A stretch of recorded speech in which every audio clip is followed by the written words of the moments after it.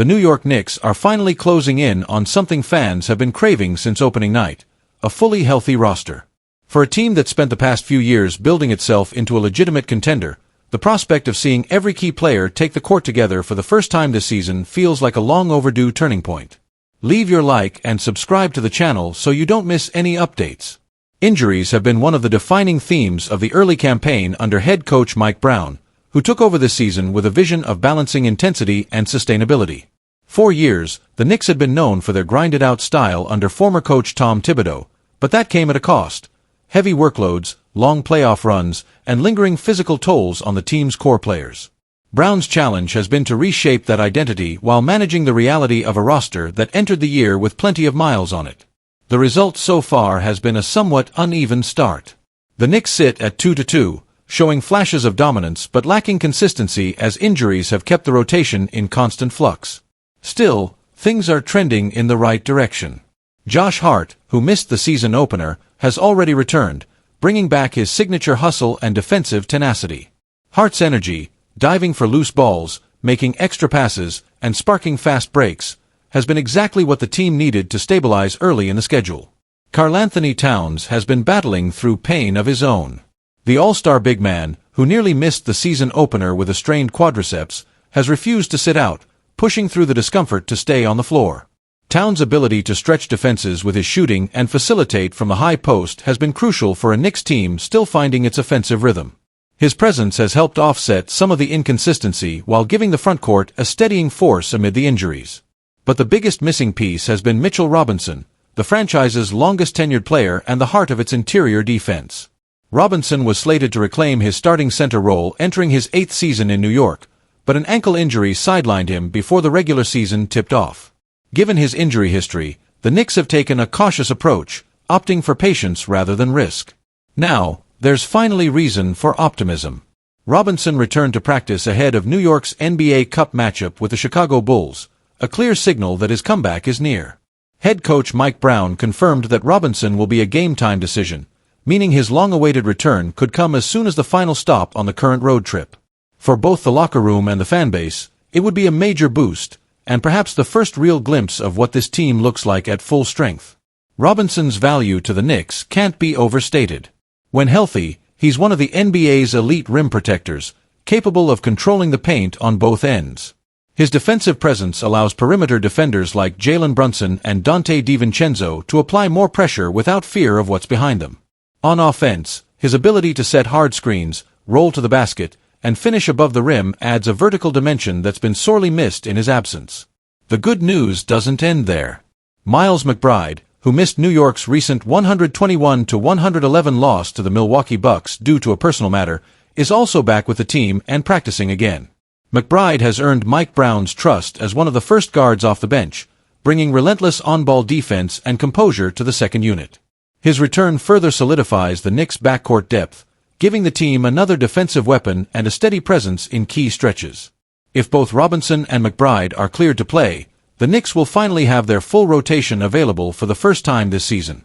That's a milestone that carries enormous significance for a team that's been built with precision, a roster designed not just to compete, but to contend. For Brown, it means the chance to finally evaluate his complete lineup, test combinations, and establish a rhythm that hasn't yet been possible. The potential lineup: Jalen Brunson, Donte DiVincenzo, Josh Hart, Karl-Anthony Towns, and Mitchell Robinson, embodies balance. It combines defense, shooting, playmaking, and physicality, giving the Knicks versatility to match up with any opponent. Off the bench, McBride, OG Anunoby, and Isaiah Hartenstein offer depth, toughness, and defensive flexibility, traits that define Mike Brown's coaching philosophy. Brown has made it clear that his system prioritizes ball movement, defensive commitment, and smart shot selection.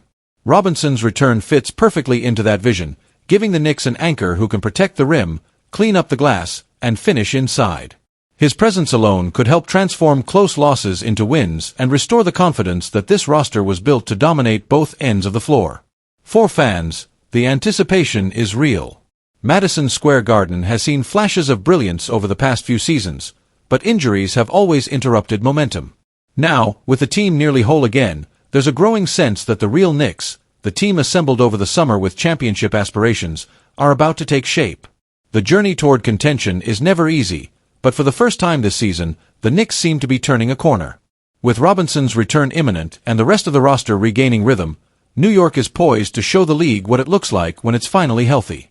The pieces are all there, and soon, under Mike Brown's direction, the Knicks may start playing the kind of basketball that turns potential into power at Madison Square Garden. The tension in New York is thick. The city that never sleeps is running out of patience, and the frustration is starting to boil over. After another disappointing loss, this time to the Milwaukee Bucks, Knicks fans are turning their anger toward one man, Karl-Anthony Towns. Tuesday night's 121-111 defeat wasn't just another mark in the loss column. It was a statement game for all the wrong reasons. Towns, brought in to be a cornerstone of the Knicks' new era under head coach Mike Brown, looked completely out of rhythm once again. His stat line, 8 points on 2 of 12 shooting, 0-for-3 from beyond the arc, doesn't just tell the story of an off night. It paints a picture of a player struggling to find his place, his purpose, and maybe even his confidence. Early on, the Knicks had control.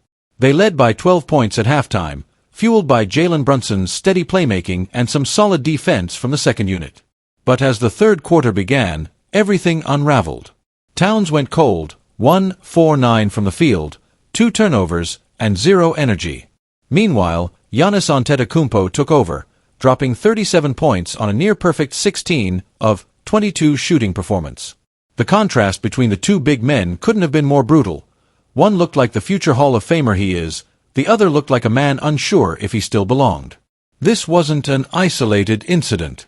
Against the Miami Heat earlier in the week, Towns posted 15 points and 18 rebounds. On paper, that might seem solid. But anyone who watched the game knows those numbers didn't tell the real story. The rebounding was there, sure, but his offensive presence was flat, his defense inconsistent, and his body language troubling. After the loss in Milwaukee, the questions came quickly. Reporters wanted to know if Towns was comfortable in Mike Brown's new offensive system, a scheme designed to emphasize ball movement and spacing, something Towns was supposed to thrive in. His response was short, but it spoke volumes. "Honestly, I don't know, but we're figuring it out," Towns said, visibly frustrated. It was an honest answer, but one that hit Knicks fans like a gut punch. A max contract player, one of the highest paid on the roster, openly admitting he doesn't understand his role just 4 games into the season? That's not leadership. That's not confidence. And in New York, where expectations are always sky high, it's the kind of comment that ignites controversy. Within minutes, Knicks Twitter erupted. Fans didn't hold back. One wrote, "KAT is getting traded for Giannis, isn't he?" Half joking, half hoping. Another added, "Talented player, but his lazy defense and losing mentality will hold this team back. Trade him before it's too late." The criticism wasn't just about stats anymore. It was about effort, mentality, and whether Towns had the heart to play in a city that demands toughness every single night. Others pointed to his demeanor on the floor.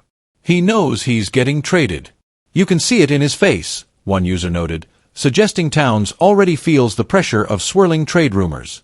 Another comment went even further, "Don't blame anyone but KAT. He's been poison everywhere he's gone and has won nothing. Giannis exposed him tonight." The frustration ran deeper than just Towns' shooting numbers. Fans started questioning the team's energy, chemistry, and spirit. "This team looks miserable. Nobody's having fun. Just share the ball and play together," a fan posted, highlighting the growing concern that Towns' struggles are affecting the entire locker room dynamic. Then came the critiques of his fundamentals, the kind that cut deep. No defense. No basketball IQ. "Same story every year," one user wrote. Another said, "This guy ruins teams. No fire, no leadership, no accountability." And finally, one frustrated fan summed up the general sentiment, "Terrible look from one of your main guys and supposed leaders. Grow up." It's clear, the honeymoon phase is over. Towns, once viewed as the piece that could push the Knicks into true contender status, is now fighting to prove he belongs. And the timing couldn't be worse. The Knicks are about to face the Chicago Bulls in a Halloween night matchup at Madison Square Garden, a game that suddenly carries far more weight than it should. For Towns, it's more than just another regular season contest. It's a test of resilience. He needs a bounce-back performance, not just for the win, but for his reputation and his standing within the organization. Jalen Brunson continues to carry the offensive load, doing everything he can to keep New York afloat. But the imbalance is obvious. Without Towns stepping up, the Knicks' championship ambitions start to look more like wishful thinking. And in a city where fans expect results, not excuses, the margin for error is shrinking fast. Behind closed doors, it's hard not to imagine the Knicks front office starting to feel the pressure too. When a star struggles this visibly, and this publicly, trade speculation becomes inevitable.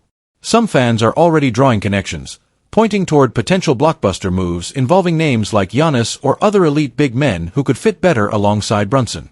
Whether that's realistic or not doesn't matter.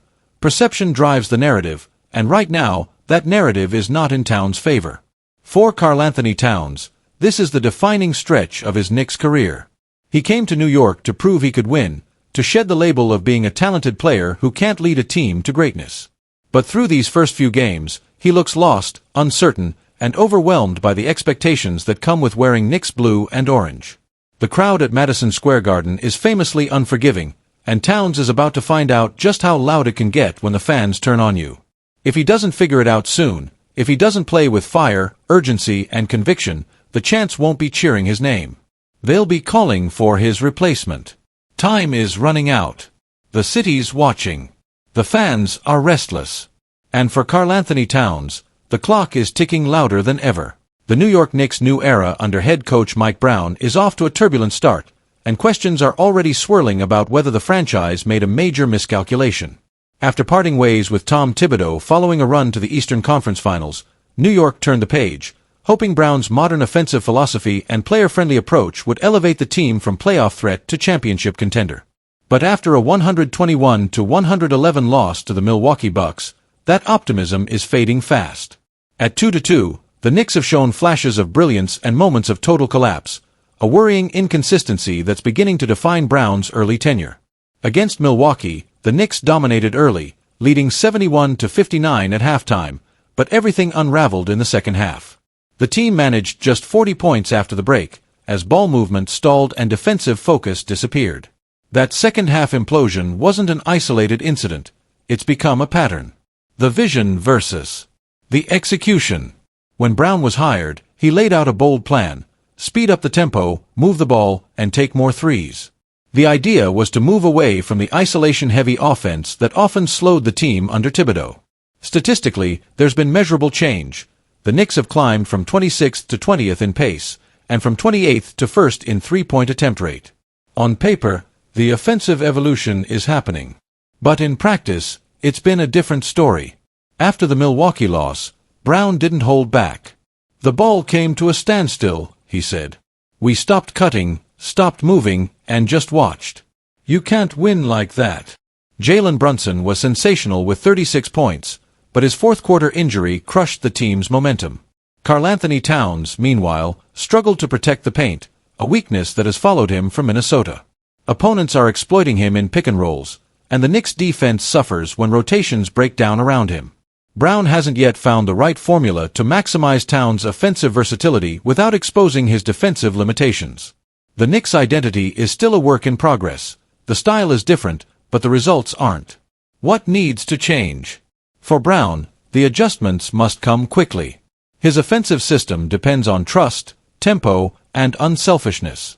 But when fatigue sets in or defenses clamp down, the team often reverts to stagnant possessions, with players standing still and waiting for Brunson or Towns to force a shot. To steady the ship, Brown needs to focus on three key areas. Simplify the offense under pressure. The Knicks' late-game execution has been messy.